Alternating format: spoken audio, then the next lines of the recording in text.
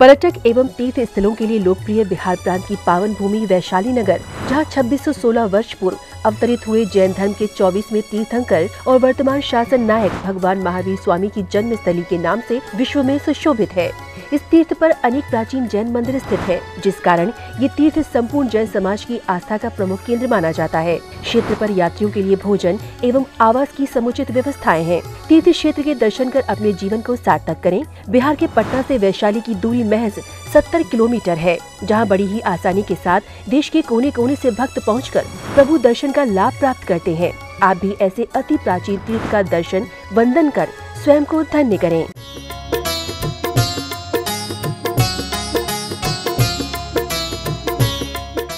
जो व्यक्ति अपने आत्मा के विकास के लिए जो महत्वपूर्ण है, वो कषायों के शमन हो जाता है। और उसके बाद एक स्टेप और चलते हैं हृदय कमल में, वहाँ पर अनाहत चक्र जागृत हो जाता है।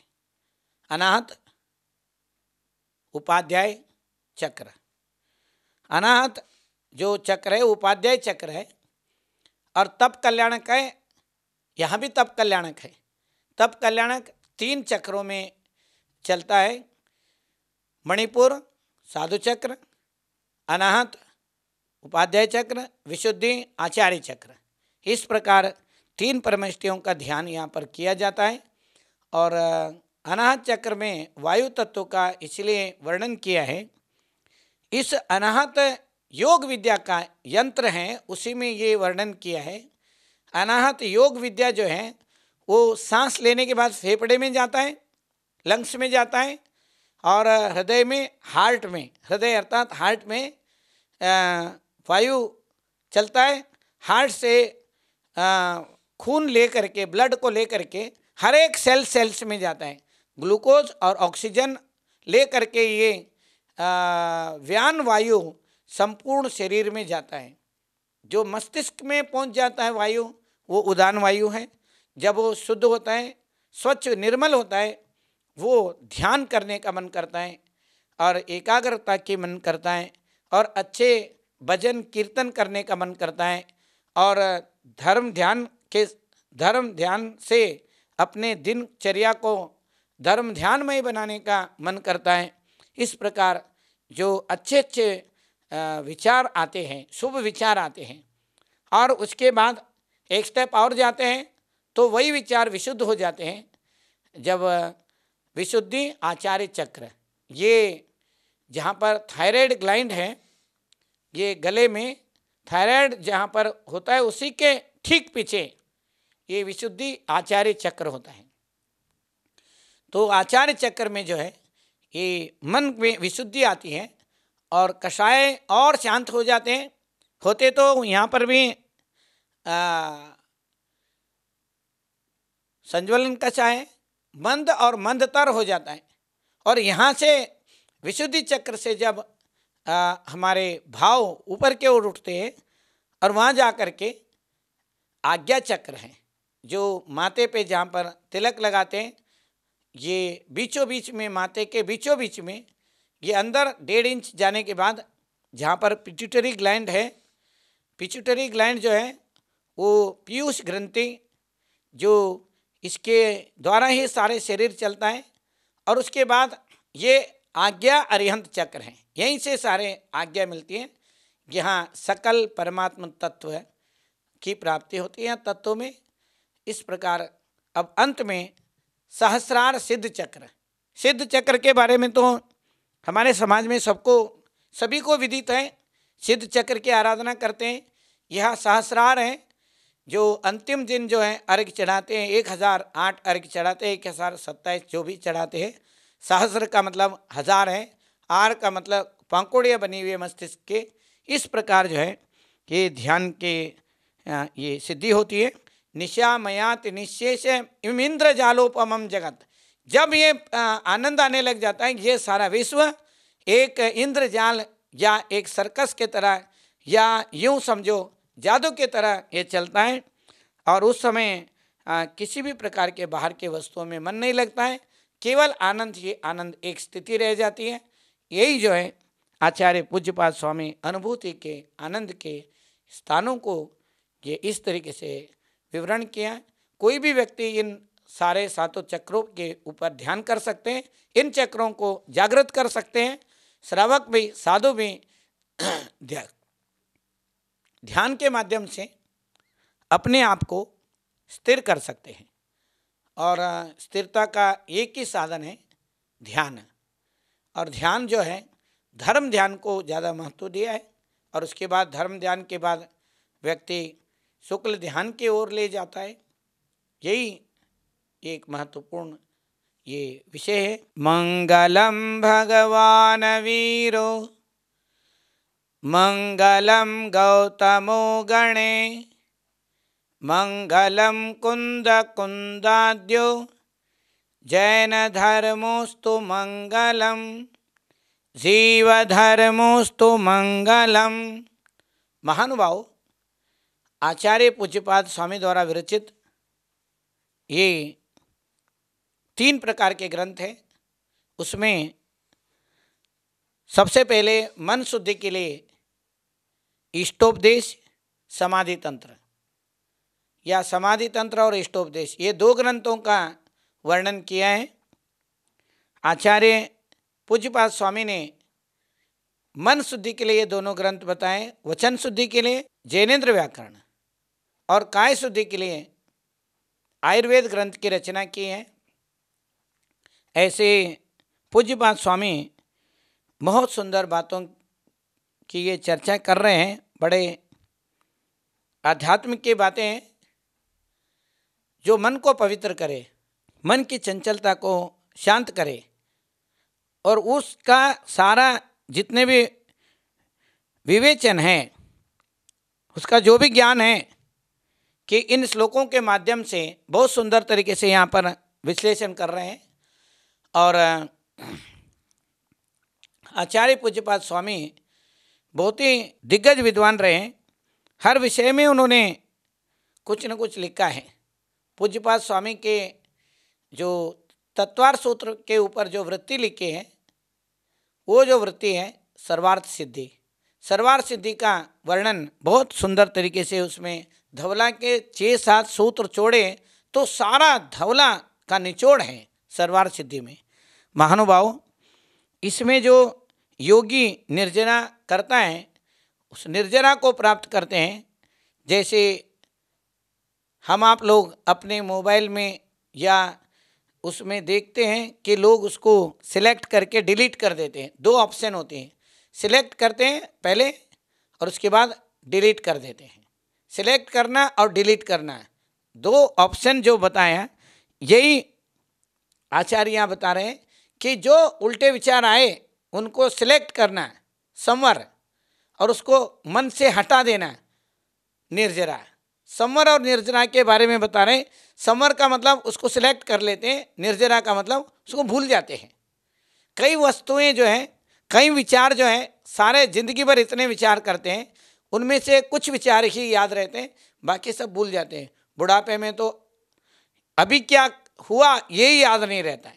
ज़्यादा जैसे 90 साल के ऊपर के बुजुर्ग होते हैं, कई बुजुर्ग लोगों के तो आखिर तक स्मरण शक्ति बनी रहती है। अगर वो दिमाग को यूज करते रहते, पढ़ते लिखते रहते हैं, ध्यान देने में लगाते हैं, तो कई लोगों का जो स्मरण शक्ति है थोड़ा बहुत रहता है, परंतु कई बार भूल जाते हैं। घूमने जाते हैं तो पता नहीं चलता है, रास्ता भूल जाते हैं। कई बार लोग फिर ढूंढने लग जाते हैं, वो खुद भी ढूंढने लग जाते हैं, उन्हें पता नहीं रहता मैं कहाँ से आया। कहने का आशय यही है, वो जो ध्यान है उससे ध्यान से स्मरण शक्ति बनी रहती है। यही आचार्य यहाँ पर बता रहे निर्जरा के कि विचार सारे धीरे धीरे शांत हो जाते हैं। इच्छन्ते कांत संवासम निर्जनम जनितादरः निजः कार्यात् वशात् किंचित दुक्त्वा विस्मरते धृतम। महानुभावो, इच्छन्ते एकांत संवास, जब वो मणिपुर चक्र तक उनका ध्यान का पहुंच जाता है, तब साधु परमेश थी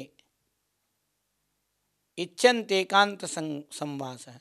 जब ध्यान के तरफ अपने अत्यंत आत्मा के निर्मलता के साथ, स्थिरता के साथ ध्यान करने लग जाते हैं तो विचार शून्य हो जाता है और एकांत में रहने की इच्छा करते हैं। इच्छन्त एकांत संवास, एकांत में रहें, अकेलेपन नहीं, अकेले रहना और अकेलेपन महसूस करना, दोनों में अंतर है।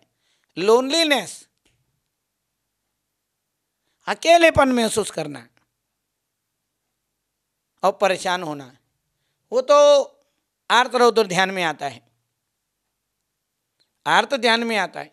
इष्ट वियोग, अनिष्ट संयोग, पीड़ा, चिंतन, निदान, ये सारे ये जो हैं अकेलेपन में उत्पन्न हो जाते हैं। किसी का कि कोई दूर हो गया, इष्ट वियोग हो गया, कोई बच्चा अमेरिका चला गया, कहीं और इधर उधर चला गया जॉब करने के लिए, माँ बाप अकेले महसूस कर रहे हैं, ये ध्यान नहीं है, ये तो चिंता है, ये आर्त ध्यान है।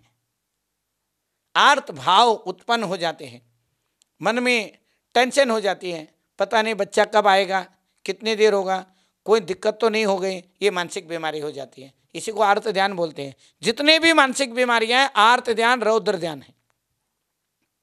रौद्र ध्यान में हिंसा के बातें समझ में आ जाती हैं, पता नहीं एक्सीडेंट तो नहीं हो गया, किसी ने मार मोर तो नहीं दिया, थोड़ी देर होने के बाद उल्टे सीधे विचार आते हैं, तो रौद्र ध्यान के ही है।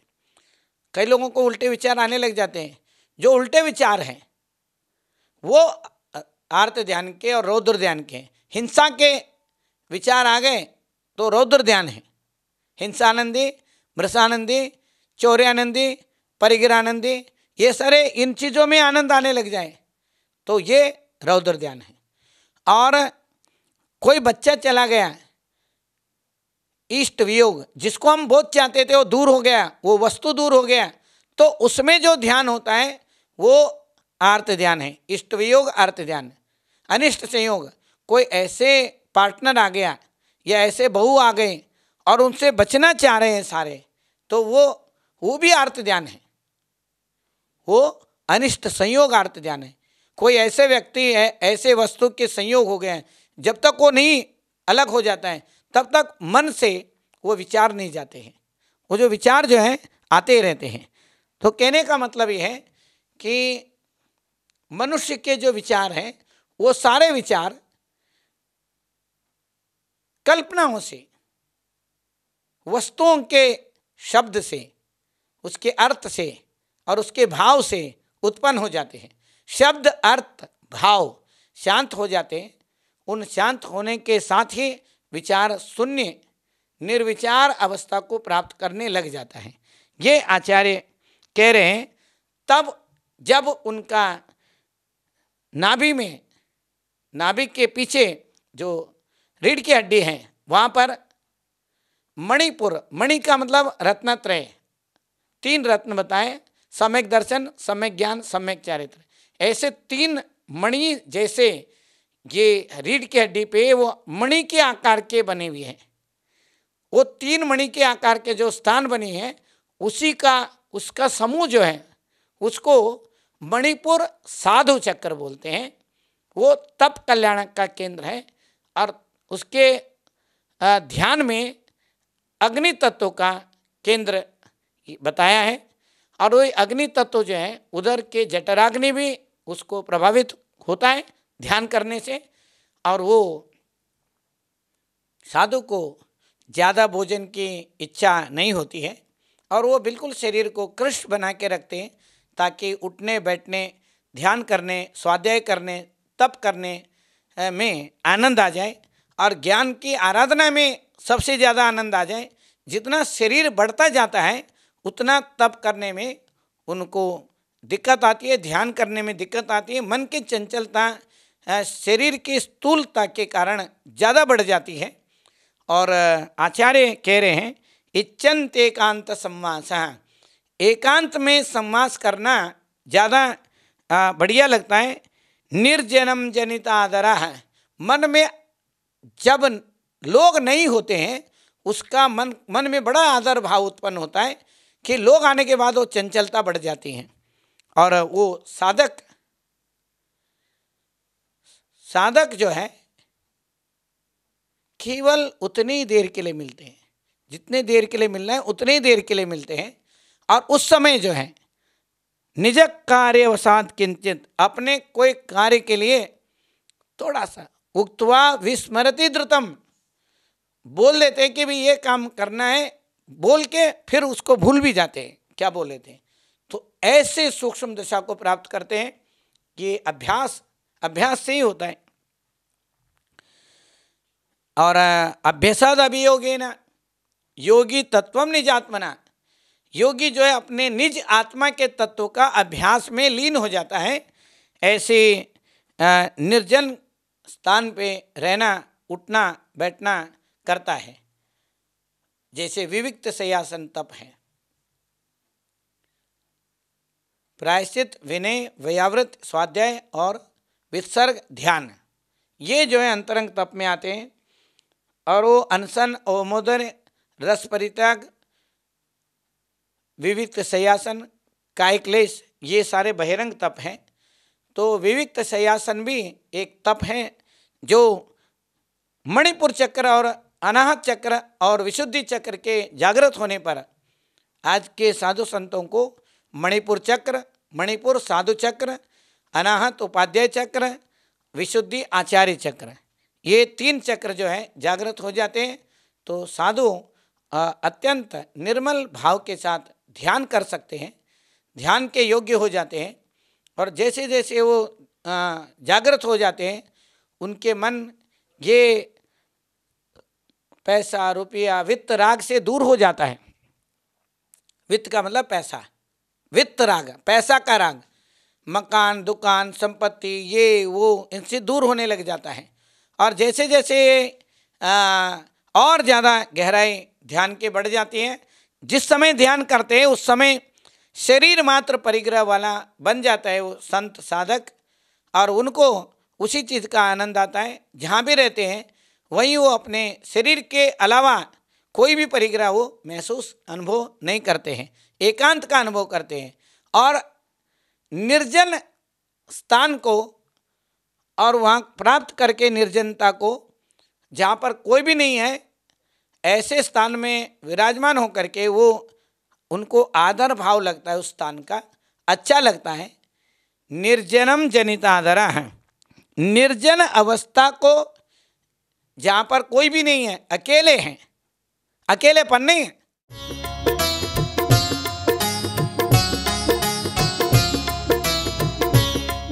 पर्यटक एवं तीर्थ स्थलों के लिए लोकप्रिय बिहार प्रांत की पावन भूमि वैशाली नगर, जहां 2616 वर्ष पूर्व अवतरित हुए जैन धर्म के 24वें तीर्थंकर और वर्तमान शासन नायक भगवान महावीर स्वामी की जन्मस्थली के नाम से विश्व में सुशोभित है।